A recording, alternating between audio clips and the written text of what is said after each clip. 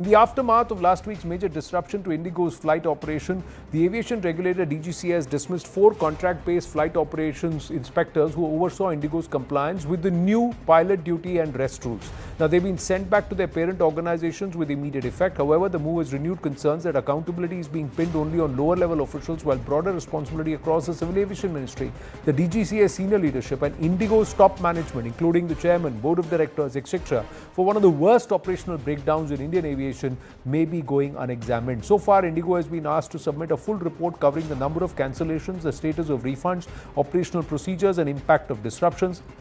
The DGCA demanded an update on the status of refunds processed and procedure for baggage returns and the airline's policy for rerouting passengers after cancellations. The airline has been asked to present its recruitment plan for pilots and crew, the updated figures on staff strength and measures to prevent future roster shortages. An 8-member DGCA team has already been stationed at IndiGo's headquarters to monitor operations, cancellations and compliance in real time.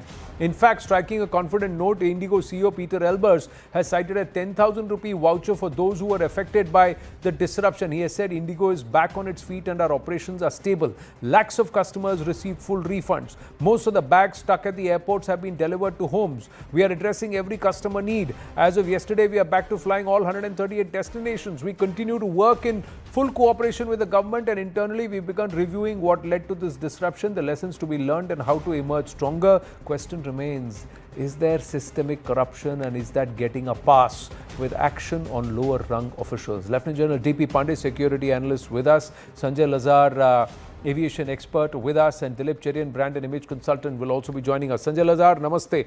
Does this not smack of just making a few scapegoats, trying to show perhaps some perfunctory action, symbolic action? Good evening, Anand. Thank you for having me on your show. It's a pleasure to be here.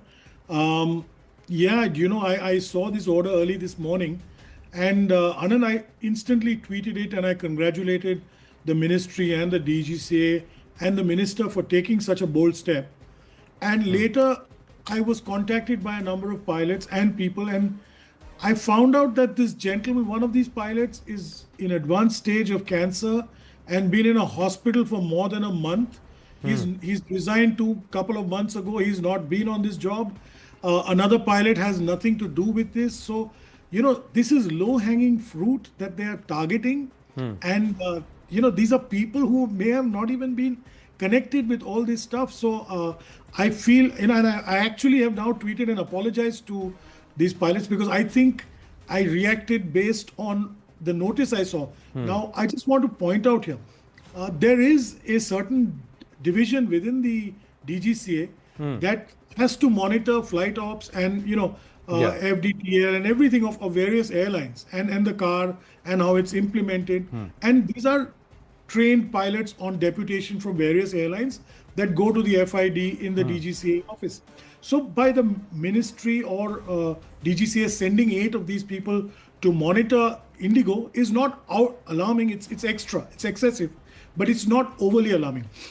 For them to have knocked off these 4 as a cleansing action, I think is too little, too late, and misdirected, mind you, because these may not be the people. Ironically, you have somebody who approved the schedule, now then sending a show cause to the same airline and then sitting on the inquiry of the same airline when they submit their report.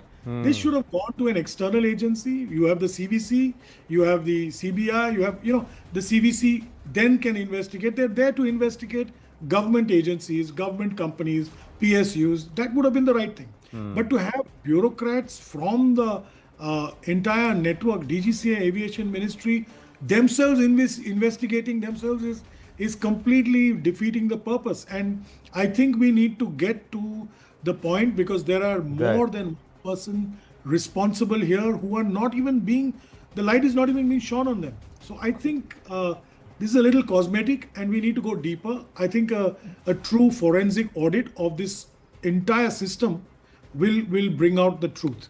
Well, the point is these 4 were on contract and you're saying one of them had resigned, one of them is not even responsible for this, and they are the ones who've been acted against. So who signed them on contract? Who assigned them to this? And who's decided these are the 4? That's the person who needs to be first pulled up. Somewhere common sense points in that direction. Dilip Cherian is also with us. Namaste, sir. Your thoughts? General Pandey is also with us. Yes. While I recognize the need to do something and the ministers pleading in parliament and on multiple television channels, the fact is this is exactly how the process works within government. Find the lowest form of life as far as this process is concerned and make an example out of them, sack them so that the public feels that there is a bloodletting, and the blood needs to be let. There needs to be heads rolling, and it certainly is not these people. That's very clear. The fact is that you would not, either you say that the committee has already found out the people who are responsible, or you concede that we just found 4 bakras walking down and we said off with their heads and the public should be pleased that we've had blood. So I think the minister has indicated that he's extraordinarily concerned, as he should be, with the plight of passengers. But I think that aside from the plight of passengers, we need to figure out just 2 things. One, who is at fault within the DGCA? And secondly, how did the company's board and its top management allow this kind of a situation to happen? That's where the blame should be. Yeah. And we expect to see action there. True, because November 1st, 2025, General Pandey, the final set of rules, the 7 ones that were pending, came into effect. The crisis deepened towards the 27th, 28th of November and finally came to a head. Matters came to a head around the 30th November, 1st December, 2nd December. So for 28, 29 days, and in that time, IndiGo also approved a 6% up in its winter traffic and operations. And that was also informed to the DGCA. So who said, all right, your 65 pilots shot, you are already woefully wrong, and still you have not complied to the FDTL norms, but you can still go ahead and increase your operations. Someone in the DGCA saw all of this and said nothing, did nothing. Someone who worked with the airlines to think, oh, time badha lenge, we'll get the extension. Who are these people, General Pandey? Should they not be picked up? This means that there is some arrangement, loose arrangement that points towards a systemic corruption. When I say corruption, not necessarily monetary. It is about I scratch my back and you, I scratch your back, you scratch mine, and let's look the other way and let's compromise flyer safety as long as our profits are shored up, as long as our last quarter looks robust, because perhaps it may help you too. I don't know, but that's what it smacks of.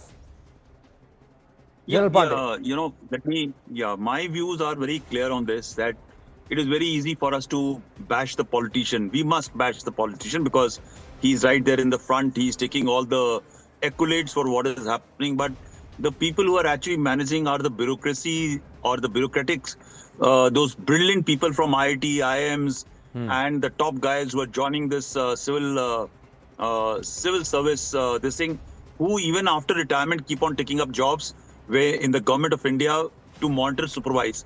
So even if it is a case of omission, right? Okay, oh, by the way, we missed out. We could have checked it up.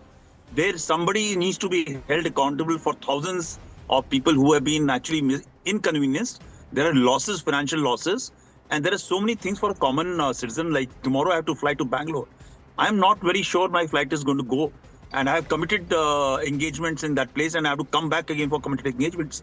So this uncertainty because of omission, somebody who's been drawing pay, perks, enjoying the privileges, the privileged class needs to be taken to task. In cases of commission, it's a deliberate arrangement between the corporate honchos to allow them to continue ki koi baat nahi, tumhe aage extension mil jayega. Therefore, this needs to be done far more drastically. Both ways, somebody has to hang. It just cannot be politicians should be taken to this thing and we keep on blaming the BJP and everybody. I just want to take you back a little bit. You imagine why is India being called the graveyard for airlines? Number of airlines have been raised and they have perished to its death. It is not because the politicians who are taking the decisions for this thing. There are people who are signing off the files, they are giving the options. They are ignoring the fault, what is happening over a period of time when the airline sinks to where it is. The second part or the second argument, who should be held and responsible, I need to take you to check out the money trail. Okay, Where is the money coming for Indigo Airlines? Yeah. Who is the ownership? Where is the CEO sitting? And why did it have to happen on the 5th when Putin was there? We need to actually look at, I'm not a person who's trying to look behind what was happening. This deliberate timing which was done to actually embarrass the country's government to ensure that when such a VVIP movement is taking place, you're going to put us into a spot and embarrass. I was sitting in your, this thing, in your studio when this news broke. It is embarrassing and just came into my mind that why it can't be so super coincidence that when you knew on 2nd in a meeting with the DGCA, you have confirmed as Indigo Airlines that there's not going to be any problem in the terms of pilots and everything is going to be hunky and dory. Why did it have to come out? And the 3 excuses which they gave on that day were clearly evidence of something much more silly which was happening. And I think we need to look at the root cause, what has happened, and please understand. My point is, that my point is, General Pandey, even if they wanted to orchestrate something like that, the watchdog should have been aware. It was building up. Absolutely. There may be various conspiracy theories. It was a moment of national embarrassment when a world leader was present. It's true, it's not the first time that something like this happened. The Delhi riots happened around the time when President Trump was there. So there is a possibility. But the point is, in this case, there was a steady build-up to this disruption. Pilots were turning up late and flights were taking off late, and it was happening regularly. So what was the watchdog doing? Who were the people who looked the other way at that time? And who is this entire board of directors and who took the call, including the chairman, CEO, etc. at IndiGo, that let's go with an increase in 6% of our operations when we are still more than 65 pilots short? Those are the people who need to be held accountable, because they are the ones who compromise flight safety. And if you knew that there are changes in your operational schedules, there's changing in updation in your systems, and there has been problems, internal problems, why didn't you anticipate it, and why did you still go ahead with this escalation? These are questions which remain. Sacking 4 contracted people, of which 2, one was indisposed, one was not even responsible for this. Is that just trying to get away with the lowest hanging fruit? We'll have to wait and watch how this unfolds. But more heads need to roll, and at the top level, not the lower hanging fruits. That's what one believes. We've run out of time. Dilip Cherian, Sanjay Lazar and General Pandey, thank you for your time. Thank you. Thank you very much. Namaste. On that note, we're going to wind up this edition of The Right Stand. Thank you for watching.